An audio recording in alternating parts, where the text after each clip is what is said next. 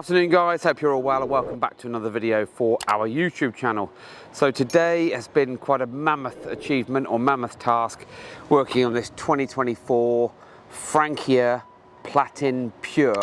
So this is a beast that we've not seen before, really nicely laid out inside, obviously a lot of money's worth of kit, and features the Mercedes M-Bux system. However, the M-Bux system has its own camera built in that will show you the downward view, but only in reverse, and that's how it works off data.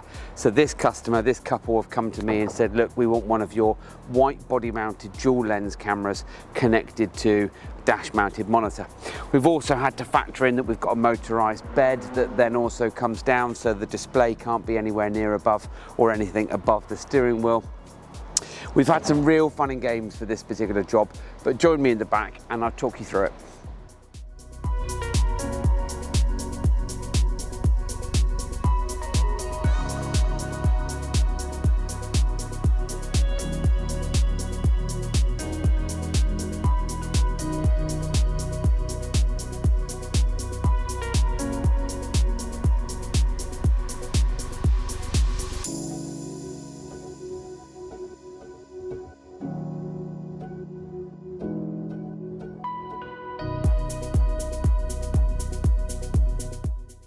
As I said in one of our most recent videos, we do love a challenge here at Motorhome Retrofits, but there's that element of we start the job at 8:30, we aim to be finished by 5:30, and on some occasions like today, there's myself and Tom and Jason that have all been working flat out to make sure that we can get the job done in time, because of course we've also got jobs booked in tomorrow, we've got jobs booked in tonight, and we're booked back to back. But it doesn't ever make the quality of work that we do suffer. The quality of work we do is always top notch. Copex coming out halfway down the vehicle in its plastic tubing all the way along, been P-clipped all along the body and then back up in before the driver's wheel arch, because there was no other way of getting the camera cable in through. This particular van has been a bit of a...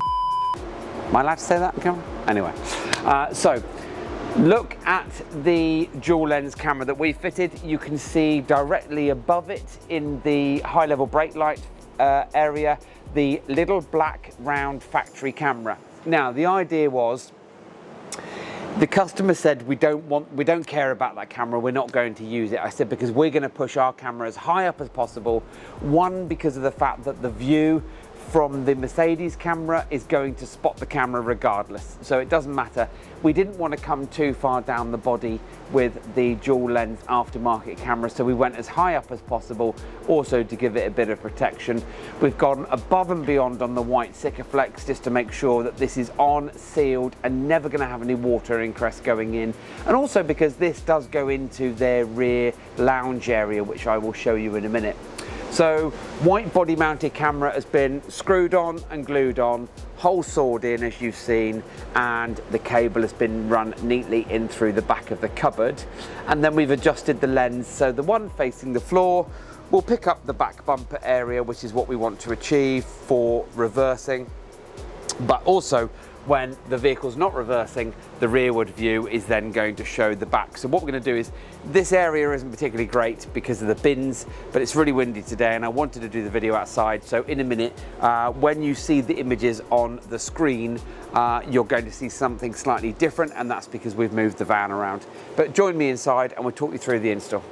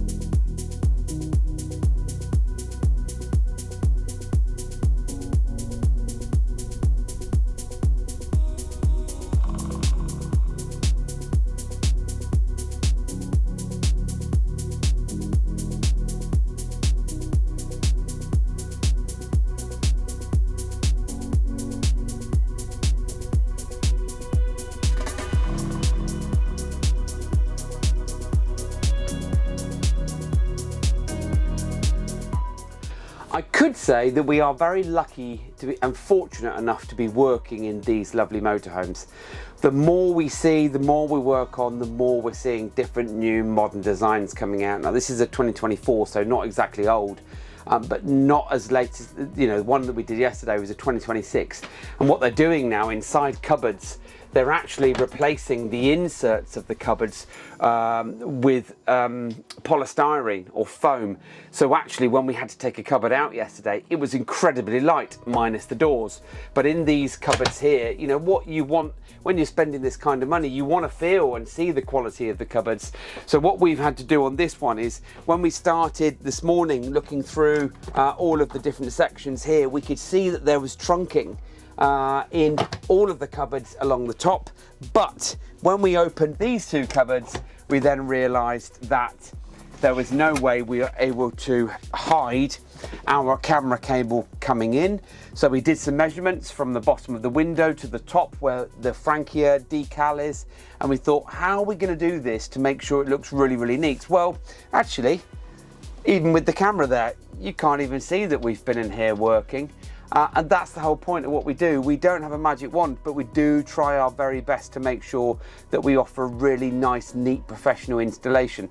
What we have done is we have drilled in behind the central mount for the cupboard, and then on the far left and far right hand side, we've put a piece of trunking that we've cut out, shimmied that in behind the back of the cupboard, so that you might just be able to see a little bit of the black cable around here of the cable entry, but it's not going to get in the way of you putting stuff in and out the cupboard. Our cabling joins up into the trunking and then does a right angle all the way down there. So let's just put that back. Now the right angle itself goes in behind a cupboard, so not really of much importance, but it means that we then have 20 minutes of trying to get a fish wire in around to pick up the loop, and then we've come all the way through to these cupboards, and we deliberated onto what we were going to do, because we couldn't go down the back on both of these cupboards here, because these are fully sealed cupboards. There was no cavity behind them. There was no way that we were going to get down, and there was no way we were going to have cables on show. So we then thought, look, we're going to have to work our way forward. So that was out of the question.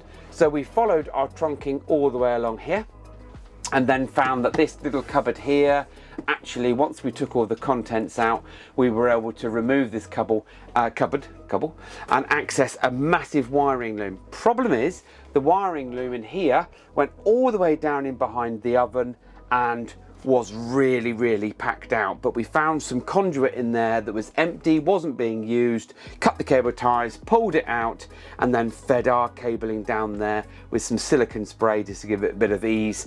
And then we have routed it out the bottom, below the oven, underneath into copex, and then all the way along the bottom of the van and popped up into the driver's section.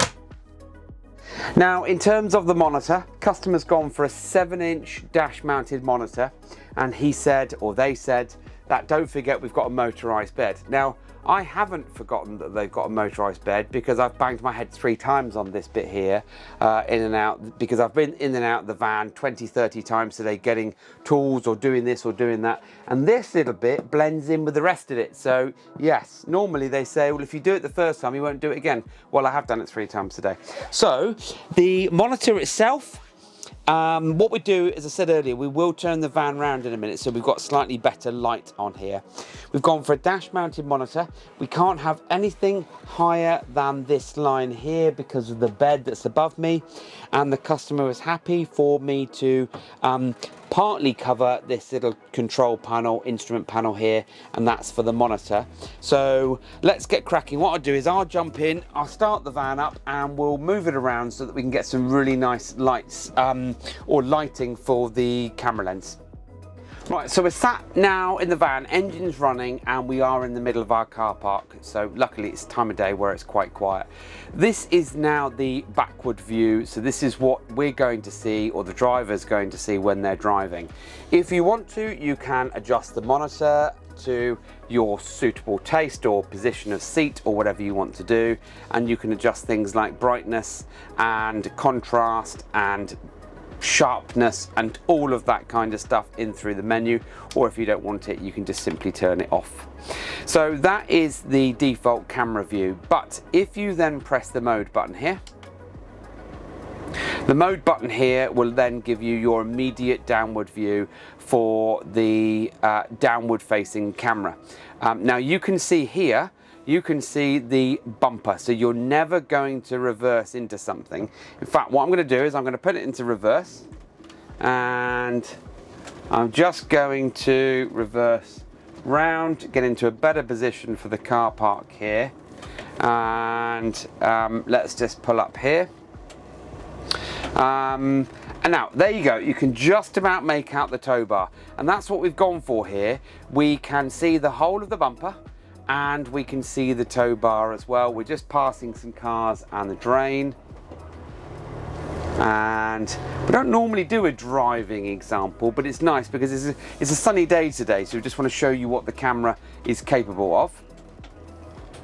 So let's just pop it into reverse and let's have a look. So